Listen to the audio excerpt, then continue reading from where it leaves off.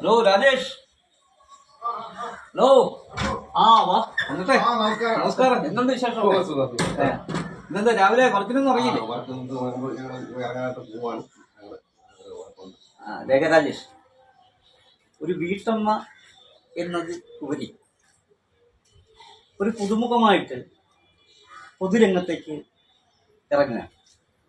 അപ്പം പൊതുരംഗത്തേക്ക് ഇറങ്ങിയപ്പോൾ ലേഖ രാജേഷിന് എന്താ ആണ് അനുഭവം? എന്താണ് ജനങ്ങളിൽ നിന്ന് കിട്ടുന്ന പ്രതികരണങ്ങൾ, അനുഭവങ്ങൾ? നല്ലൊരു സപ്പോർട്ടാണ്. നമ്മളെല്ലാവരും കൂടെ ഉണ്ടാകുമെന്ന് ഒരു സാധാരണ ഒരു വീട്ടമ്മ, ആ വീട്ടമ്മ എന്ന നിലയിൽ അവർക്ക് നല്ല സപ്പോർട്ട് തന്നെയുണ്ട്.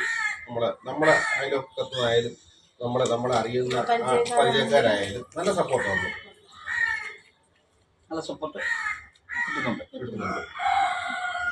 അപ്പോ നമുക്ക് ഈ ഒരു തെരഞ്ഞെടുപ്പാണ്, ഒരു ഉപതെരഞ്ഞെടുപ്പ് സമയം.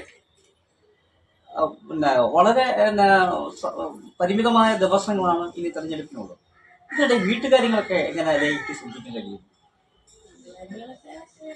രാവിലെ എഴുന്നേറ്റ് 2 കുഞ്ഞുങ്ങൾ സ്കൂളിൽ പോയതാണ്. ഒരാൾ UKG, ഒരാൾ 8ാം ക്ലാസ്സിൽ. അവർക്ക് 8 മണിയാകുമ്പോഴത്തേക്കൊക്കെ 8:30 ആകുമ്പോഴത്തേക്കൊക്കെ പോകണം. സ്ഥാനാർത്ഥിയായതിനു ശേഷം ശരിക്കും പറഞ്ഞാൽ ഉറക്കമില്ല. 4-4:30 മണിക്കൊക്കെ അലാറം വെച്ചിട്ടാണ് എണീക്കുന്നത്. ഇടയ്ക്ക് എനിക്ക് വർക്ക് കാണും. നമ്മൾ എടുത്തിട്ട് തീർത്തു കൊടുക്കാനുള്ള ഒരുപാട് വർക്കുകളുണ്ട്. പക്ഷേ ഈ അടുത്ത സമയത്ത് പരമ്പൂര് നമുക്കൊരു അമ്പലത്തിന്റെ കുറ്റിങ്ങൽ ക്ഷേത്രത്തിന്റെ വർക്ക് ഞങ്ങളായിരുന്നു. അപ്പോൾ അത് ഏറ്റുപോയതാണ്. ഇലക്ഷൻ വന്നതെന്ന് പറഞ്ഞ് ഞങ്ങൾക്കത് പോകാതിരിക്കാനോ തീർക്കാതിരിക്കാനോ പറ്റത്തില്ല. അപ്പോൾ ആ സമയത്തൊക്കെ ഞങ്ങൾ പോയി വർക്ക് ചെയ്ത് തീർത്തു കൊടുക്കുന്നുണ്ട്.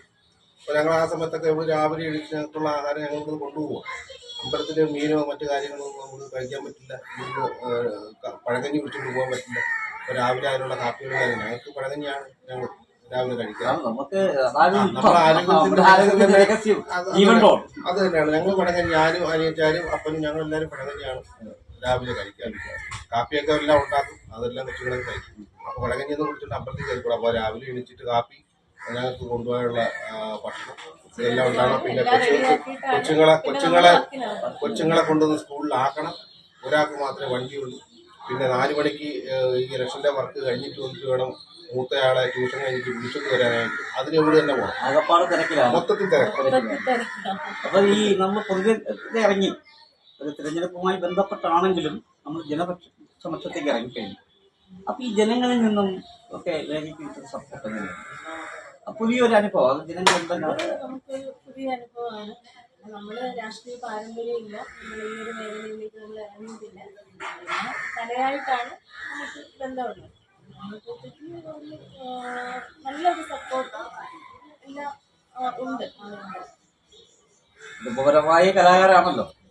ഇതിനിടയ്ക്ക് നമ്മുടെ സ്ഥാനാർത്ഥി എന്ന നിലയിലും ഒരു കലാകാരി എന്ന നിലയിലും സാക്ഷി ടിവിയുടെ പ്രേക്ഷകർക്ക് വേണ്ടി ഒരു 2 വരി മതി, ഒന്ന് പാടാം.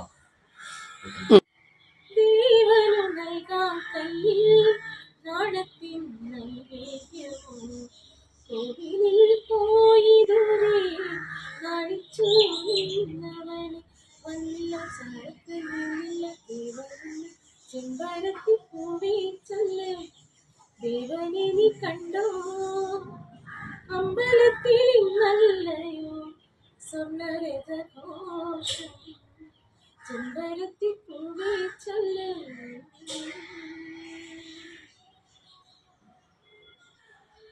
ലേഖ നല്ലൊരു കലാകാരിയാണ്. രാജേഷ് കാവിൽ എന്ന് പറഞ്ഞാൽ സോഷ്യൽ മീഡിയയിൽ വളരെയധികം ശ്രദ്ധിക്കപ്പെട്ട ഒരു ഗായകൻ കൂടിയാണ്. മനസ്സിലായി ഞാൻ പറഞ്ഞത്.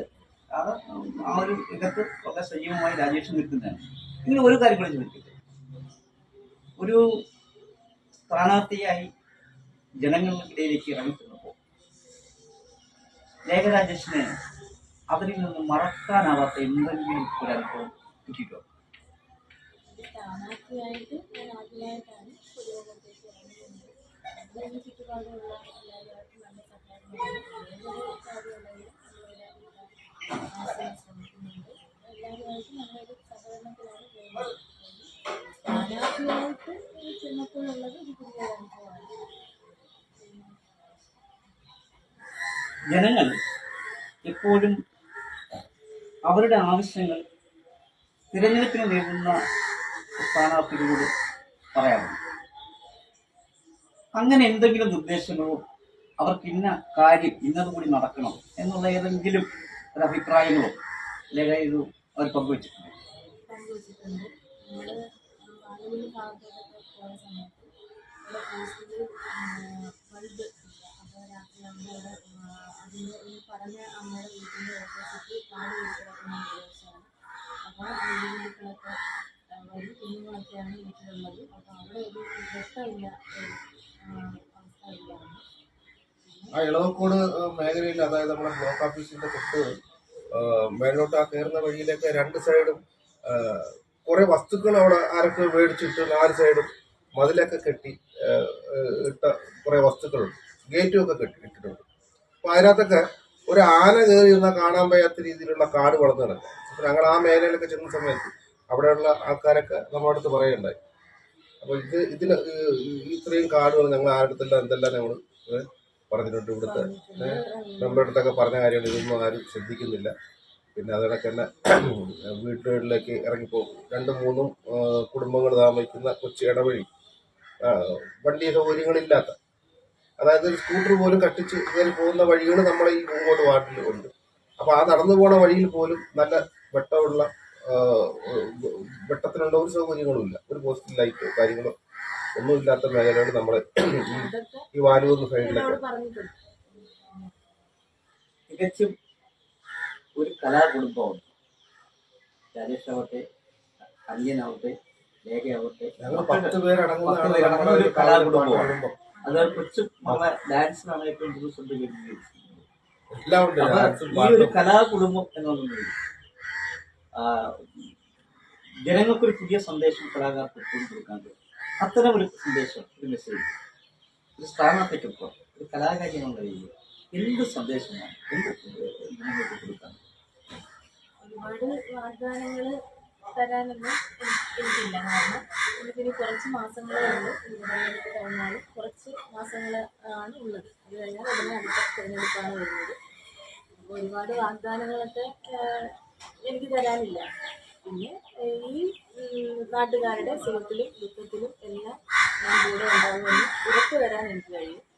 പിന്നെ നമ്മുടെ വാർഡിൻ്റെ വികസനത്തിന് വേണ്ടിയിട്ട് എൻ്റെ കഴിവിൻ്റെ പരമാവധി പ്രയോജനപ്പെടുത്തി ഞാൻ ഇവരോടൊപ്പം ഉണ്ടാകുമെന്ന് ഉറപ്പ് പറയും. ആ ഒരു ഉറപ്പാണ് തരാനുള്ളത്. രാജേഷ്, പഠനകാലത്ത് രാജേഷും ഞാനും ഒക്കെ നമ്മളൊക്കെ ഒരു സ്കൂൾ അങ്കണത്തിലാണ് പഠിച്ചത്. നമ്മൾ അങ്ങോട്ടും ഇങ്ങോട്ടും നമ്മുടെ കലാരംഗത്തെ കഴിവുകൾ മാറ്റി നോക്കിയിട്ടുള്ള 2 സുഹൃത്തുക്കൾ കൂടിയാണ്. വർഷങ്ങൾക്ക് ശേഷം പിന്നെ രാജേഷിന്റെ പാട്ട് ഞാൻ കേട്ടത് സോഷ്യൽ മീഡിയയിലൂടെയാണ്. ഇന്ന് എനിക്ക് നേരിട്ടൊന്ന് കേൾക്കണം. ഞങ്ങളുടെ പ്രിയപ്പെട്ട പ്രേക്ഷകർ കൂടി രാജേഷിന്റെ പാട്ട് 4 വരി ഒന്ന് പാടിത്തരാം. പാതിമേ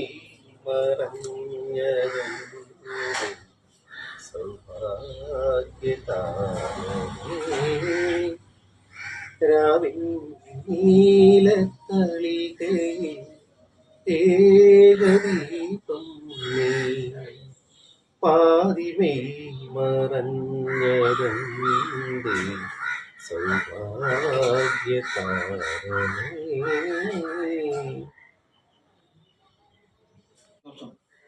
സാക്ഷി ടിവിയുടെ പ്രേക്ഷകർക്ക് വേണ്ടി ഇത്രയും സമയം, ഈ തിരക്കിനിടയിലും ഇത്രയും സമയം 2 പേരും കണ്ടെത്തിയതിൽ വീണ്ടും നമുക്ക് കാണണം.